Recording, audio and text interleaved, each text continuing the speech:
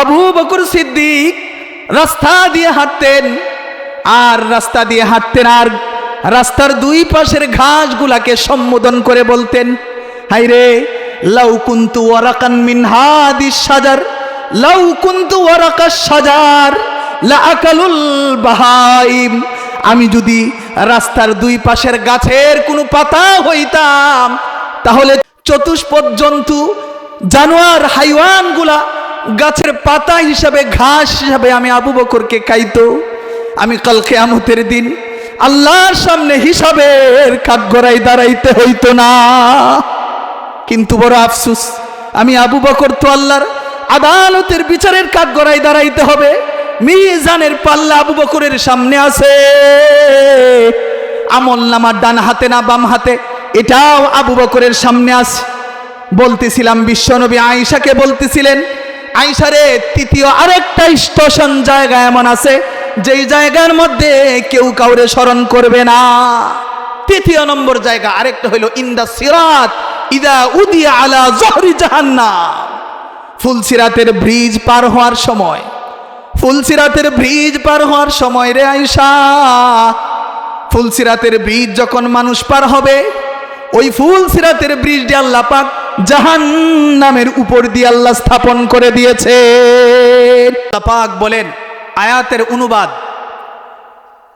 যে তোমরা ওই দিনকে ভয় করো যেদিন তোমাদের সকলেরই সেই আল্লাহর কাছে ফিরে যেতে হবে এবং তোমাদের প্রতিটা কর্মের হিসাব পুঙ্খান্ন পুঙ্খান্ন আল্লাহর কাছে দিতে হবে। এবং বিন্দু পরিমাণ সেই দিন আল্লাহ তাআলা তোমাদের উপর বিন্দু পরিমাণ জুলুম অন্যায় আল্লাহ তাআলা সেদিন তোমাদের উপর করবেন না। সেই দিন কোন দিন আমরা সকলে বলি তো একটু, ভাই আমাদের মনোযোগ এদিকে থাকবে ইনশাআল্লাহ। সুতরাং ওই দিনের ভয় তোমাদের অন্তরে রাখো। ওই দিন বলতে কোন দিন সকলেই আপনারা জানেন, কোন দিন? হাসরের দিন। আল্লাহ তাআলা এখানে বলছেন ওই দিনের ভয় তোমাদের অন্তরে রাখো, যেই দিন তোমাদের প্রত্যেকটা ভালো এবং নেকের প্রত্যেকটা কাজের হিসাব পাই টু পাই করে সে আল্লাহর সামনে দিতে হবে। কোন জায়গাতে তুমি করছো, কিভাবে করছো, ডিটেলস বিবরণ, জমিন সহ সমস্ত অঙ্গ প্রত্যঙ্গ সহ সব অডিও ভিডিও সব রেকর্ড আল্লাহ তাআলার কাছে ফেরেশতারা সেভ করে রাখছে। এই জন্য আল্লাহ আগেই বলতেছে, হে পৃথিবীর মানুষেরা, ওই দিনের সম্মুখীন হওয়ার আগেই ওই দিনের ভয় তোমাদের অন্তর থেকে, দুনিয়ার জিন্দিগি থেকে ওই দিনের ভয় লালন করে দুনিয়ার জিন্দিগি থেকে আসো। রাসূল বলেন, যেই মানুষটার অন্তরে দুই জিনিসের ভয় থাকবে, ওই মানুষটা কোনো সময় নাফরমানিতে লিপ্ত হতে পারে না। নাম্বার 1 হলো মৃত্যুর ভয়। যেই মানুষটার ভিতরে থাকবে, মৃত্যুর ভয় যেই মানুষটার অন্তরে থাকবে, ওই মানুষটা জিন্দিগিতে কখনো নাফরমানি করতে পারবে না। দ্বিতীয় নম্বর হলো যেই মানুষটার অন্তরে আল্লাহ পাকের সামনে দাঁড়ানো, আল্লাহ পাকের সামনে দাঁড়ানোর ভয়টা যেই বান্দার অন্তরে থাকবে, ওই মানুষটাও কখনো আল্লাহর নাফরমানি করতে পারে না। যদিও কোনো সময় ওই মানুষটার নাফরমানি হয়ে যায়, যদিও কোনো সময় ওই মানুষটার নাফরমানি হয়ে যায়, কোনো গুনাহের কাজ করে ফেলে, সাথে সাথে আল্লাহ তারে তওবা করার সুযোগ করে দিবেন। কয় জিনিসের ভয়? 1 নাম্বার হলো মৃত্যুর ভয়, 2 নাম্বার হলো আখিরাতের দিবসের ভয়, কোথায় রাখতে হবে। আল্লাহ পাক বলতেছেন আখিরাতের ভয় মানে কিয়ামত দিবসের ভয়। সেই দিন, যেই দিন তোমাদের সমস্ত মানুষকে একত্রিত করা হবে একটি ময়দানের মধ্যে। সাহাবায়ে কেরামদেরকে রাসূল করিম সাল্লাল্লাহু আলাইহি ওয়াসাল্লাম বলতেছিলেন, আতাদরুনা মাযা, সাহাবায়ে কেরাম রে, তোমরা কি জানো কিয়ামত কি জিনিস, তোমরা কি জানো? সাহাবায়ে কেরাম বলতেছিলেন, ইয়া রাসূলুল্লাহ, ইয়া হাবিবাল্লাহ, আল্লাহ এবং আল্লাহর রাসূলই বেশি জানেন কিয়ামত কি। রাসূল করিম সাল্লাল্লাহু আলাইহি ওয়াসাল্লাম তখন বলতেছিলেন, কিয়ামত হলো এমন একটা দিনের নাম ইয়াজমাউন নাসুল আও ইয়াজমাউন নাসাল আউয়ালিনা ওয়াল আখিরিনা ফি সাঈদিন ওয়াহিদিন। কিয়ামত হলো এমন একটা দিনের নাম, কিয়ামত হলো এমন একটা দিনের নাম যেই দিন আল্লাহ পূর্ব থেকে নিয়ে শেষ পর্যন্ত, শুরু থেকে নিয়ে শেষ পর্যন্ত যত মানুষ পৃথিবীতে আসছে সমস্ত মানব জাতিকে আল্লাহ পাক একটা প্ল্যাটফর্মের মধ্যে একত্রিত করবে। এটার নাম হলো কিয়ামত। আজমাউল্লাহুন নাসাল আউয়ালিনা ওয়াল আখিরিন ফি সাঈদিন ওয়াহিদিন। একটা মাঠের ভিতরে আল্লাহ পূর্বের পরের সমস্ত মানুষদেরকে আল্লাহ একটা মাঠের মধ্যে আল্লাহ একত্রিত করবেন। কেমন অবস্থাটা হবে? আজকে কয়জন আছেন এখানে? 100 জন 150 জন মানুষ আছেন। বোঝা যাইতেছে না যে মাশাআল্লাহ প্যান্ডেল বড়া? চিন্তা করে দেখেন, বাবা আদম থেকে শুরু করে ইসরাফিল সিংহায় ফু দেওয়ার আগের দিন পর্যন্ত, ইসরাফিল সিংহায় ফু দেওয়ার আগ মুহূর্ত পর্যন্ত যত মাখলুকাত, যত মানুষ পৃথিবীর জিন্দেগিতে আসছে সমস্ত মানুষকে আল্লাহ পাক একদিনের মধ্যে একত্রিত করবেন। সুবহানাল্লাহ। এটার নাম হলো কিয়ামত। আল্লাহ রাসূল এরপরে বলেন, এরপরে আল্লাহ পাক রব্বুল আলামিন ওয়াতাদনুশ শামসু, এরপরে মানুষের হাসরের ময়দানে যখন মানুষ উপনীত হবে, সমস্ত মানুষগুলাকে যখন একত্রিত করা হবে, মানুষের মাথার কাছাকাছি আল্লাহ পাক সূর্যটাকে এনে দিবে। মাথার কাছাকাছি কেমনে? রাসূল করিম সাল্লাল্লাহু আলাইহি ওয়াসাল্লাম অন্য হাদিসের ভিতর বলেন, এক বিগত উপরে, অর্ধ হাত উপরে মানুষের মাথার উপরে সূর্যটা থাকবে। যেই সূর্য আজকে লক্ষ লক্ষ মাইল উপর থেকে আলো দিচ্ছে, তাপ দিচ্ছে, সেই সূর্যের তাপ এবং পাওয়ার আমরা সহ্য করতে পারি না, এসি রুম ব্যবহার করি, ঠিক কিনা বলেন? যেই সূর্যের তীব্রতা এবং প্রখরতা থেকে নিজেকে আত্মরক্ষা করার জন্য আমরা এসি রুম ইউজ করি, আমরা ফ্যান ব্যবহার করি, আমরা ঠান্ডা শীতল বাতাস ব্যবহার করি। মুসলমান ভাইরারে আমার, দিলের কান দিয়া কথাগুলো মনোযোগ দিয়া শুনবেন। যেই দিন আমার আপনার পৃথিবীর শুরু থেকে নিয়ে শেষ পর্যন্ত সমস্ত মানুষরা একটা মাঠের মধ্যে একত্রিত হয়ে যাবে, আল্লাহ পাক সূর্যটা মানুষের মাথার আধাত উপরে এনে দিবেন। যেই সূর্যটা মাথার আধাত উপরে আনার কারণে, সেই সূর্যের প্রখরতা এবং তীব্রতা প্রচণ্ডতার কারণে নিচের হাসরের মাটির জমিনটা সূর্যের প্রখরতা এবং তীব্রতার কারণে তামার রূপ ধারণ করবে। সেই জমিনটার মাটির থাকবে না। সূর্যের আলো, সূর্যের পাওয়ার, শক্তি, তীব্রতা, প্রচন্ড গরমের কারণে এই মাটিটা তামা হয়ে যাবে। দেখবেন ব্রিক ফিল্ডে, ইটখলার মধ্যে দেখবেন মাটি আছে, এই মাটির আগুন দিয়ে ফুটতে ফুটতে ফুটতে তখন সেটার মাটি থাকে না, মাটি থেকে সেটা পাথরের মতো হয়ে যায়। পাথরটা পুড়তে পুড়তে একসময় জামা, কালো কুচকুচে জামার মতো হয়ে যায়, পাথরের চেয়েও আরো শক্তিশালী মাটিতে সেটা পরিণত হয়, ঠিক কিনা বলে? মুসলমান ভাইরারে আমার, সেই কিয়ামতের দিন, ময়দানে মাহশরে কিয়ামতের দিন, মানুষের মাথার আধাত উপরে যখন সূর্যটা থাকবে, হাসরবাসী যখন সমস্ত মানুষ একত্রিত হবে একটি মাঠের মধ্যে, সমস্ত মানুষের মাথার মগজগুলা বাতের ফ্যানের মতো টকবক করতে থাকবে। আল্লাহ আমাদেরকে হেফাজত করুন। এই দিক দিয়া, একদিক দিয়া মানুষের প্রচন্ড গরম, অন্য দিক দিয়ে রাসূল করিম সাল্লাল্লাহু আলাইহি ওয়াসাল্লাম বলেন, মানুষের দুনিয়ার জিন্দেগির পাপ পরিমাণ ঘামের মধ্যে সে ডুবন্ত অবস্থায় থাকবে হাসরের ময়দানে। যে পরিমাণ দুনিয়ার জিন্দেগিতে, যেই পরিমাণ দুনিয়ার জিন্দেগিতে সে গুনাহ করছে, সেই পরিমাণ ঘামের মধ্যে হাসরের ময়দানে সে লিপ্ত হয়ে যাবে। কোনো মানুষ দুনিয়ার জিন্দেগিতে হাঁটু পরিমাণ, কোনো মানুষ হাসরের ময়দানে হাঁটু পরিমাণ গ্রামের মধ্যে, হাঁটু পরিমাণ গ্রামের সম্মুখীন হয়ে যাবে। কোনো মানুষ এই পরিমাণ গুনাহ করবে, গুনাহ করতে করতে এত পরিমাণ ঘাম হয়ে যাবে, নাক পর্যন্ত তার ঘাম জমা হয়ে যাবে। এইরকম প্রত্যেকটা মানুষের পাপ পরিমাণ শাস্তি হাসরের ময়দানের মধ্যে দাঁড়ায় দাঁড়ায় সেই বুক করতে থাকবে।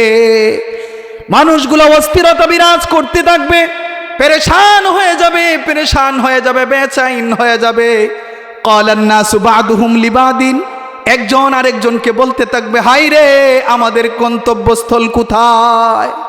বুখারী মুসলিমের হাদিস, আমাদের গন্তব্যস্থল কোথায়? একজন আরেকজনকে বলতে থাকবে।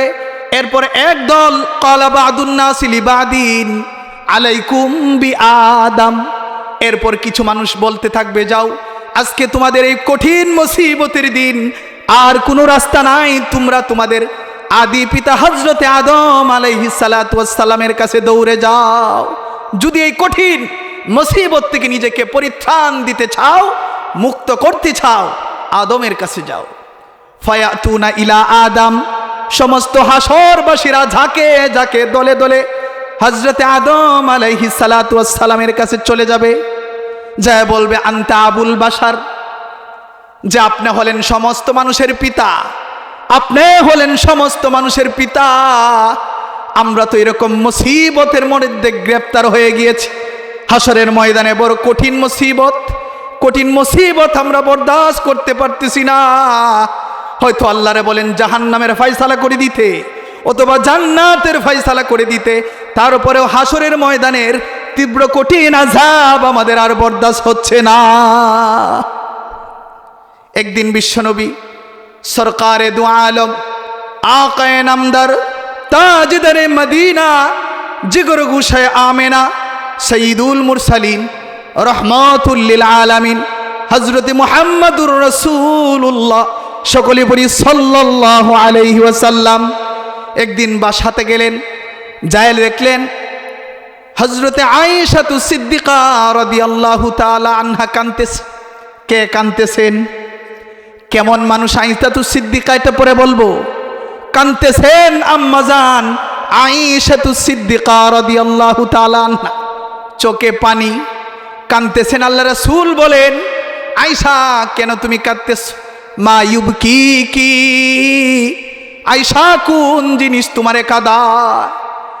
আয়েশা রাদিয়াল্লাহু তাআলা আনহা বলেন, ইয়া রাসূলুল্লাহ, ইয়া হাবিবাল্লাহ, আন্নাহা যাকারতুন নারা, আমি জাহান্নামের আলোচনা করতেছিলাম, জাহান্নামের আলোচনার কথা আমার মনে পড়ে গেছে। হাসরের ময়দানের অবস্থাগুলো আমার চোখের সামনে আইসা গেছে, যার কারণে আমি নিজের চোখের পানিকে কন্ট্রোল করে রাখতে পারি নাই। ফাবাকাইতু, এই জন্য আমি কাঁদতেছি। জাহান্নামের দৃশ্য আমার চোখের সামনে ভাইসে উঠছে, যার কারণে আমি নিজের চোখের পানিগুলা কন্ট্রোল করে রাখতে পারলাম না। আল্লাহ রাসূল হযরতে আম্মাজান আয়েশাতু সিদ্দিকা রাদিয়াল্লাহু তাআলা আনহাকে সান্ত্বনা দিলেন। আম্মাজান আয়েশাতু সিদ্দিকা রাদিয়াল্লাহু তাআলা আনহা বলেন, ইয়া রাসূলুল্লাহ, ইয়া হাবিবাল্লাহ, আপনার কাছে আমার একটা প্রশ্ন, এই কঠিন মুসিবতের দিন, যেই দিন মানুষের মাথার আঘাত উপরে সূর্যটা চলে আসবে, সূর্যের প্রখরতার কারণে মাটির জমিনটা তামার রূপ ধারণ করবে, সমস্ত হাসরবাসীরা এমন অবস্থায় হবে একজন আর একজন কেউ চিনবে না। ইয়া রাসূলুল্লাহ, ইয়া হাবিবাল্লাহ, হাল ইয়াযকুরুনা আহলিকুম ইয়াউমাল কিয়ামাহ, আপনার কাছে আমার একটা প্রশ্ন হলো, সেই কঠিন মুসিবতের দিন কি আপনার ফ্যামিলির মেম্বারদের কি আপনি স্মরণ করবেন নাকি ভুলে যাবে? কেমন প্রশ্ন করছে? কে প্রশ্ন করছে? আয়েশাতু সিদ্দিকা রাদিয়াল্লাহু তাআলা আনহা। কার চোখে পানি? আয়েশাতু সিদ্দিকা রাদিয়াল্লাহু তাআলা আনহার চোখে পানি। উনি কেমন মানুষ? মুফাসসিরিনে কেরাম লেখেন, সমস্ত পৃথিবীর সমস্ত আলেমদের এলেম যদি এক পাল্লায় রাখা হয়, আম্মাজান হযরতে আয়েশাতু সিদ্দিকার এলেম যদি আরেক পাল্লায় রাখা হয়, হযরতে আম্মাজান আয়েশাতু সিদ্দিকার এলেমের পাল্লাটা 1000 গুণ 9 কোটি গুণ ভারী হয়ে যাবে। দু জাহানের সরদার আকায়ে নামদার তাজদারে মদিনা জিগর গুশায় আমেনা বিশ্বনবী আরবি সাল্লাল্লাহু আলাইহি ওয়াসাল্লামের স্ত্রী, বিশ্বনবী সাল্লাল্লাহু আলাইহি ওয়াসাল্লামের স্ত্রী হযরতে আবু বকর সিদ্দিক রাদিয়াল্লাহু তাআলা আনহুর মেয়ে আম্মাজান আয়েশাতু সিদ্দিকা। আল্লাহ রাসূল আয়েশার ব্যাপারে বলেন, ফাদলু আয়েশা আলা সাইরিন নিসা কাবাদলি সারিদি আলা সাইরি তোয়াম। সমস্ত খাবারের মধ্য থেকে যেমন সারিদ খাবারটা আমি রাসূলের কাছে প্রিয়, ঠিক তদ্রূপভাবে সমস্ত নারীদের চেয়ে আয়েশার মর্যাদা সেই রকম বেশি এবং প্রিয়। সুবহানাল্লাহি ওয়া বিহামদিহি। মুসলমান ভাইরা রে, আমার কথাগুলো মনোযোগ দিয়া শুনবেন। সেই আম্মাজান আয়েশাতু সিদ্দিকা কাঁদতেছেন, যে আয়েশাতু সিদ্দিকার ডানে জান্নাতের সার্টিফিকেট প্রাপ্ত সাহাবী, ঠিক কিনা বলেন? যে আম্মাজান আয়েশাতু সিদ্দিকার ডানে জান্নাতের টিকিট প্রাপ্ত সাহাবী, যে আয়েশাতু সিদ্দিকার বামে জান্নাতের টিকিট প্রাপ্ত সাহাবী, সেই আয়েশাতু সিদ্দিকা জাহান্নামের আগুনের বয়ে কিয়ামতের দিবসে আল্লাহর সামনে দাঁড়ানোর বয়ে হযরতে আয়েশার চোখে পানি। আম্মা জান আয়েশাতু সিদ্দিকা রাদিয়াল্লাহু তাআলা আনহা কাঁদতেছেন। এরপরে আল্লাহ রাসূল সাল্লাল্লাহু আলাইহি সাল্লামের কাছে যখন প্রশ্ন করলেন যে ইয়া রাসূলুল্লাহ, কঠিন মুসিবতের দিন, কিয়ামতের দিন কি হাল ইয়াযকুরুনা আহলিকুম, আপনি কি আপনার ফ্যামিলির মেম্বারদেরকে স্মরণ করবেন? আপনি কি নিকটাত্মীয় আত্মীয় স্বজনদেরকে কি আপনি মনে থাকবে স্মরণ করবেন? আল্লাহ রাসূল বলেন, হে আয়েশা রে, আম্মা সালাসাতু মাওয়াতিনা ফালা ইয়াযকুরু আহাদুন আহাদা। আয়েশা রে, কিয়ামতের দিন কঠিন মুসিবত সময়ের মধ্যে থেকে এমন বড় বড় তিনটা কঠিন মুসিবত আসবে রে আয়েশা। সেই তিনটা বড় বড় কঠিন মুসিবতের সময় ফালা ইয়াযকুরু আহাদুন আহাদা, আয়েশা রে, কোনো মানুষকে স্মরণ করার সময় থাকবে না। আল্লাহু আকবার। কেমন পরিস্থিতি হবে মুসলমান ভাইরা রে আমার, কেমন পরিস্থিতিটা হবে? যেই নিকটত্ব ভ্রাতের সম্পর্ক, রক্তের সম্পর্ক, আত্মীয় স্বজনদের কেউ পর্যন্ত ভুলে যাবে, কেউ কাউরে স্মরণ করবে না। রাসূল বলেন, আম্মা সালাসাতু মাওয়াতিনা ফালা ইয়াযকুরু আহাদুন আহাদা, তিন জায়গায় কেউ কাউরে স্মরণ করবে না আয়েশা। এর মধ্যে থেকে এক নাম্বার সংক্ষিপ্তভাবে বলতেছি, ব্যাখ্যা বলার সময় নাই। এক নাম্বার আল্লাহ রাসূল বলতেছেন, আয়েশা রে, ইনদাল মিজান, মিজানের নেকি বদির পাল্লা, নেকি বদিগুলা যখন মানুষের নেকি বদিগুলা যখন মিজানের পাল্লায় ওজন করা হবে, মিজানের পাল্লায় ওজন করার সময় যতক্ষণ পর্যন্ত হাত্তা ইয়ালামা আইয়াখিফা মিজানুহু আও ইয়াসকুল, যতক্ষণ পর্যন্ত এই মানুষটা জানতে না পারবে তার নেকির পাল্লাটা ভারী হয় নাকি বদির পাল্লাটা ভারী হয়, এই জিনিসটা জানার আগ পর্যন্ত রে আয়েশা কেউ কারো কথা স্মরণ থাকবে না। কেমন পরিস্থিতি হবে মুসলমান ভাইরা রে আমার? রাসূল করিম সাল্লাল্লাহু আলাইহি ওয়াসাল্লাম বলতেছিলেন, আয়েশা রে, দ্বিতীয় আরেকটা জায়গা হলো ইনদাল কিতাব, আমলনামা দেওয়ার সময় হাত্তা ইয়ালামা আইনা ইয়াকাউ কিতাবুহু ফি ইয়ামিনিহি আও ফি শিমালিহি আও ফি ওয়ারাই যহরিহি। আয়েশা রে, দ্বিতীয় নম্বর আরেকটা জায়গা হলো আমলনামা হাতে দেওয়ার সময় যতক্ষণ পর্যন্ত কোনো হাসরবাসী এই কথার ব্যাপারে কনফার্ম না হবে যে আমার আমলনামায় আজকে হাসরের ময়দানে আল্লাহ কি ডান হাতে দেওয়ার ব্যবস্থা করেন নাকি বুকটা ছিদ্র করে পিছন দিক দিয়ে বের করে বাম হাতে পিছন দিক দিয়ে দেওয়ার ফয়সালা করেন, এই জিনিসটা জানার আগ পর্যন্ত কোনো মানুষ কেউ কাউকে স্মরণ করবে না, কেউ কাউর কথা স্মরণ থাকবে না। এই জন্য খলিফাতুল মুসলিমিন হযরত উমর রাদিয়াল্লাহু তাআলা আনহু, বুখারী শরীফের হাদিস, মাঝে মাঝে কাঁদতেন। কে? হযরত উমর কাঁদতেন, মাঝে মাঝে কাঁদতেন, চোখের পানিগুলা জড়াইতেন আর বলতেন, লাউ আন্নালি তিলা আল আরদি যাহাবান সুম্মা লাফতাদাইতু বিহি মিন আযাবিল্লাহি আযজা ওয়া জাল্লা। খলিফাতুল মুসলিমিন হযরতে উমর রাদিয়াল্লাহু তাআলা আনহু কানতেন আর বলতেন, বুখারীর হাদিস, কানতেন আর বলতেন, লাউ আন্নালি তিলা আল আরদি যাহাবান সুম্মা লাফতাদাইতু বিহি মিন আযাবিল্লাহি আযজা ওয়া জাল্লা ক্বাবলা আন আরাহু। আল্লাহর শপথ, আল্লাহর কসম কে বলছি, আমি হযরত উমরের জন্য যদি গোটা জমিন বর্ষণ্য হয়ে যায়, আর জাহান্নামের আযাব হাসরের ময়দানের শাস্তি থেকে বাঁচার জন্য যদি আমাকে বলা হয় পৃথিবী ভর্তি স্বর্ণ আমি জাহান্নামের আযাব, কিয়ামতের দিনের আযাব থেকে বাঁচার জন্য আল্লাহর রাস্তায় আমি সবগুলো সদকা করে দিব, সব কিছু সদকা করে দিতে আমি তৈয়ার। তারপরে আমি চাই জাহান্নামের আগুন কিয়ামত দিবসের বিভীষিকাময় অবস্থা থেকে যেন আল্লাহ আমি হযরত উমরকে মুক্তি দান করে। ঠিক তদ্রূপভাবে আরেকজন সাহাবী ছিল হযরত মুআজ বিন জাবাল রাদিয়াল্লাহু তাআলা আনহু।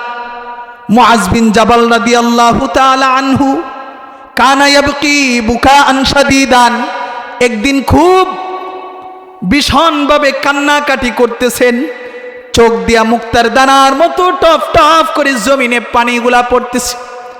একজন সাহাবী এসে জিজ্ঞেস করছেন, মা ইউবকিক, মা ইউবকিকা ইয়া মুআজ, হে মুআজ বিন জাবাল, কোন জিনিস আপনার এইরকম ভাবে কাঁদাইতেছে, কেন কাঁদতেছে?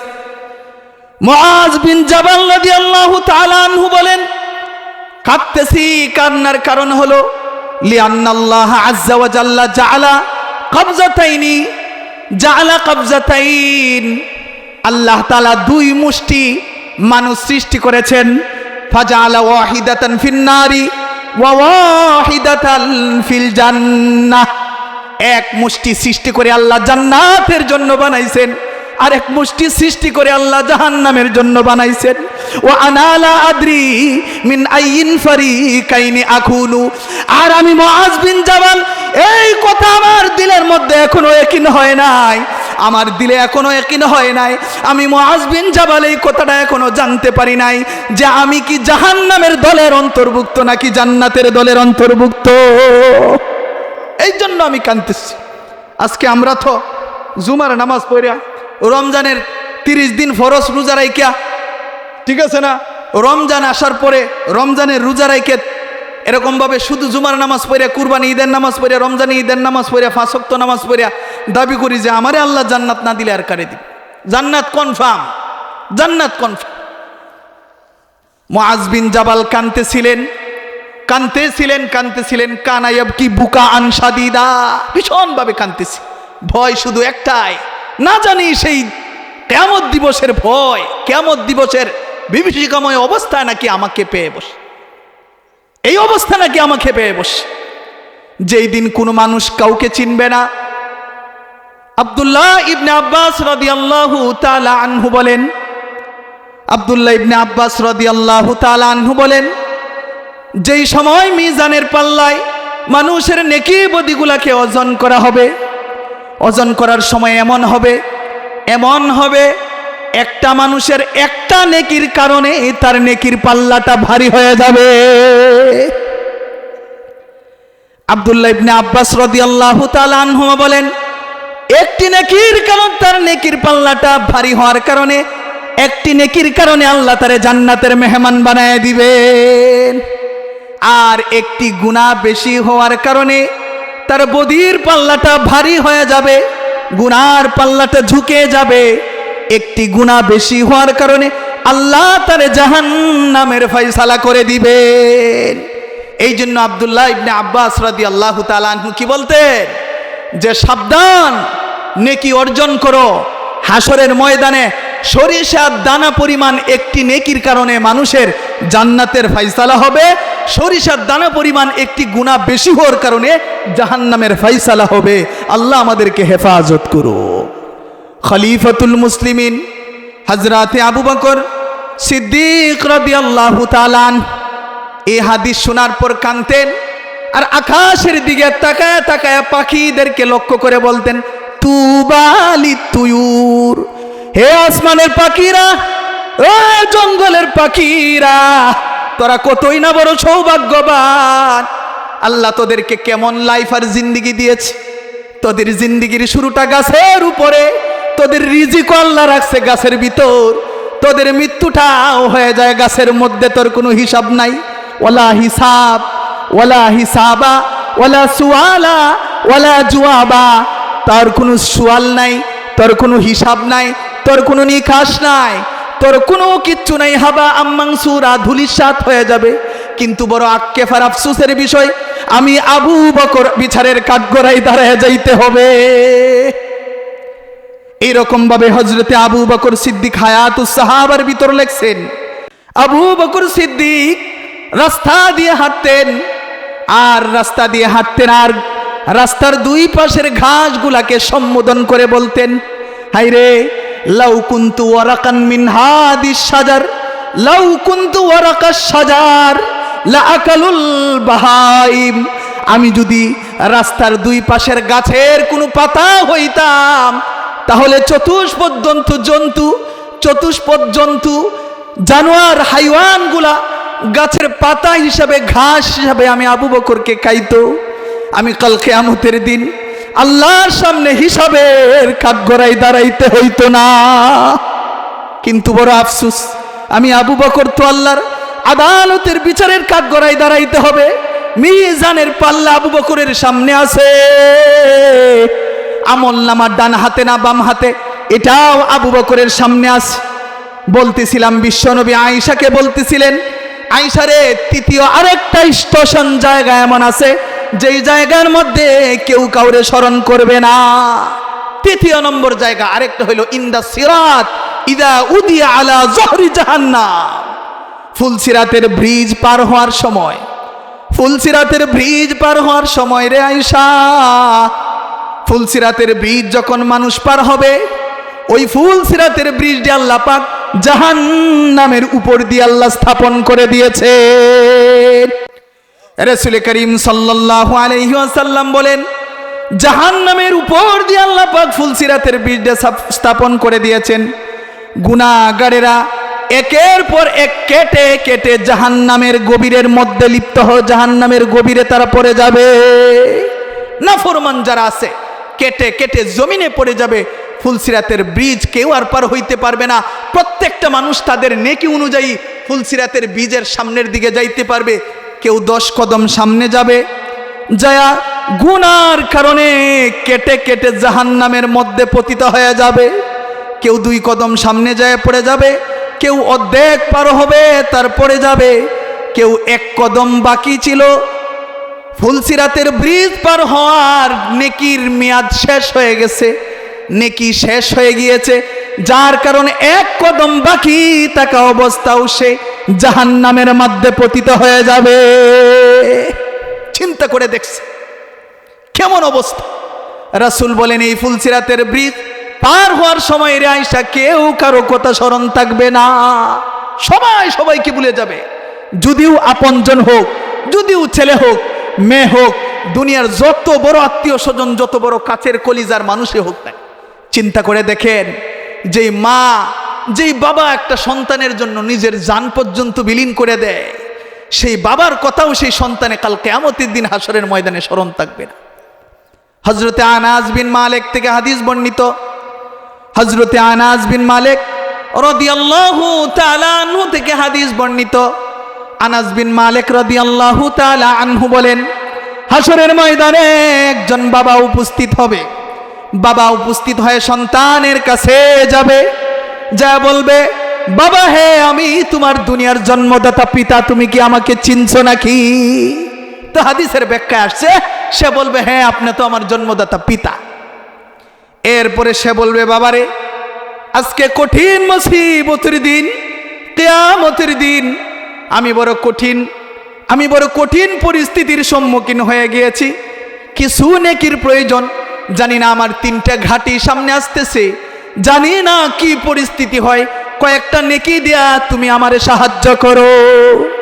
সন্তান বলবে, বাবা, আপনার অন্তরের ভিতর, আপনার দিলের ভিতর যে জিনিসটা কাজ করতেছে, আমার অন্তরের ভিতরেও সেই জিনিসটা কাজ করতেছে।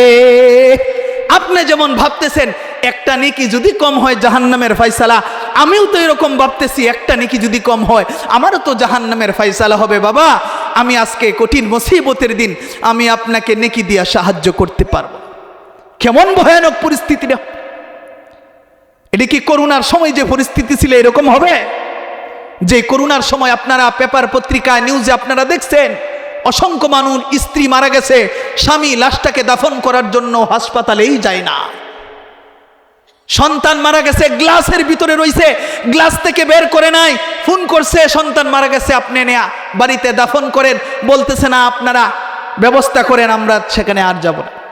দুনিয়ার সামান্য করুণার কারণে যদি মানুষ, দুনিয়ার সামান্য করুণার সামনে যদি মানুষ নিজের নিকটত্ব আত্মীয় স্বজনদেরকে ভুলে যেতে পারে, স্ত্রী স্বামীকে ভুলে যেতে পারে, বাবা সন্তানরে ভুলে যেতে পারে, কাল কিয়ামতের দিন, কঠিন মুসিবতের দিন মানুষ কেমনে আপনজনকে স্মরণ করবে?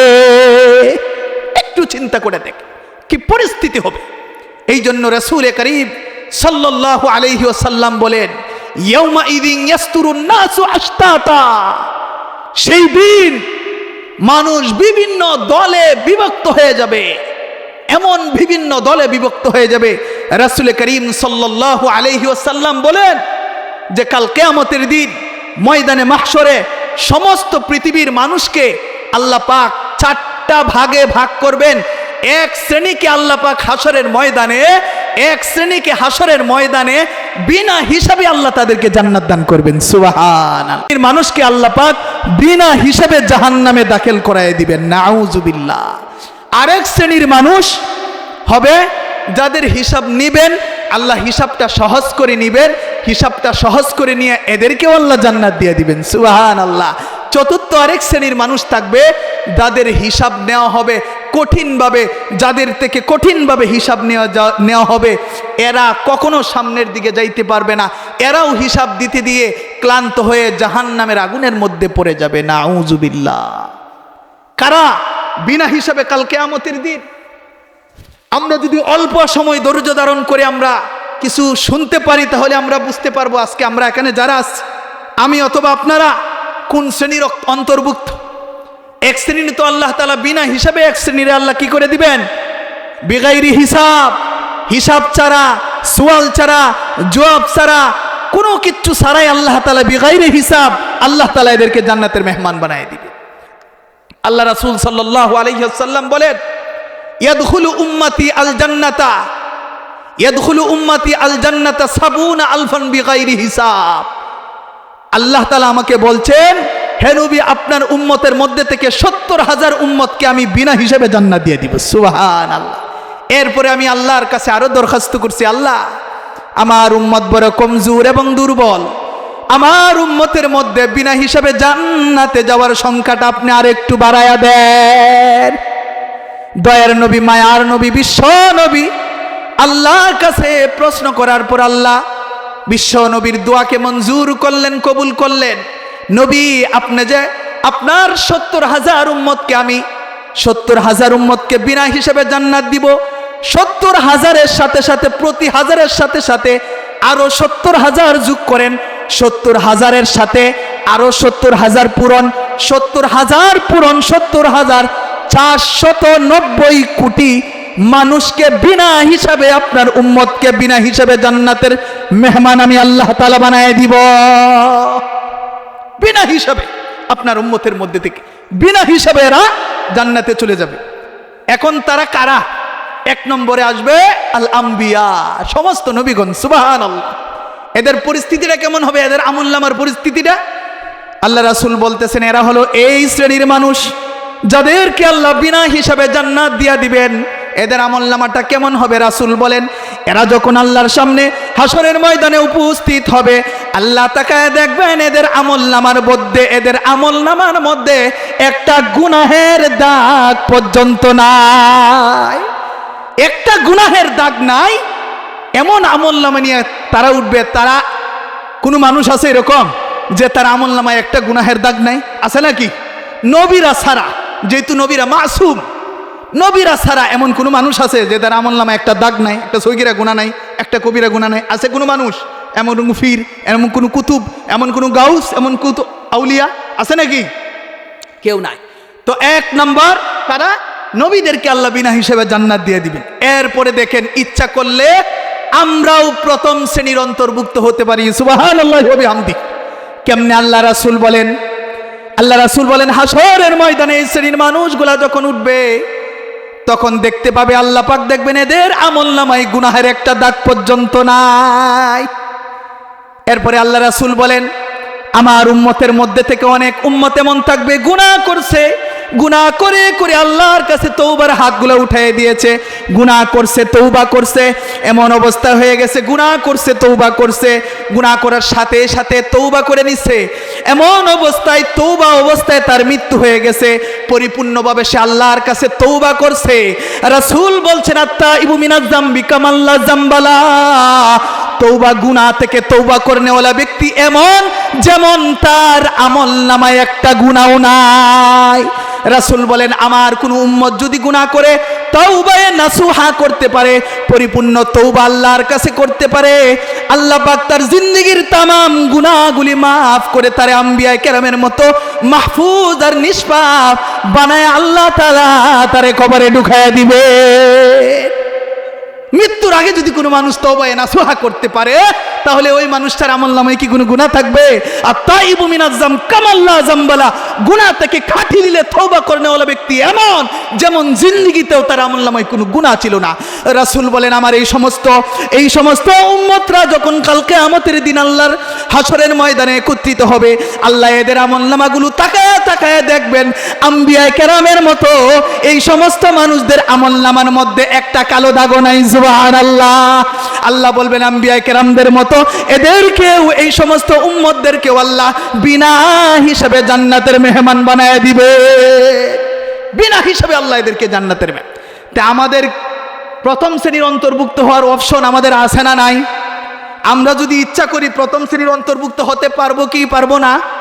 আল্লাহ আমাদেরকে প্রথম শ্রেণীর অন্তর্ভুক্ত হওয়ার তৌফিক দান করুক। এবার আসুন বিনা হিসাবে যাদেরকে জাহান্নাম, তারা কারা? বিনা হিসাবে যাদের জাহান্নাম, আল্লাহ তাআলা কোরআনের ভিতর বলেন, আল্লাহ তাআলা কোরআনের ভিতর বলেন ওমাই ইয়ারতাদ মিনকুম আন দীনিহি ফায়ামুত ওয়া হুয়া কাফিরুন ফাউলাইকা হাবিতাত আমালুহুম ফিদ দুনিয়া ওয়াল আখিরাহ। যারা মুরতাদ হয়ে যায়, এক কথায় সময় কম, এক কথায় যারা মুরতাদ হয়ে যায়, প্রথমে মুসলিম ছিল, এরপরে সে ইসলাম ধর্ম থেকে সে ফিরে আসছে, ইসলাম ধর্ম সে ত্যাগ করছে, তাকে বলা হয় মুরতাদ। আরেক ব্যাখ্যা হইল শরীয়তের বিধিবিধান আগে মানত, এখন সে শরীয়তের বিধিবিধান সে বিশ্বাস করে না, ওই মানুষটাও হাদিসের ব্যাখ্যা অনুযায়ী, মুফতিয়ানে কেরামের ব্যাখ্যা অনুযায়ী ওই মানুষটা মুরতাদ।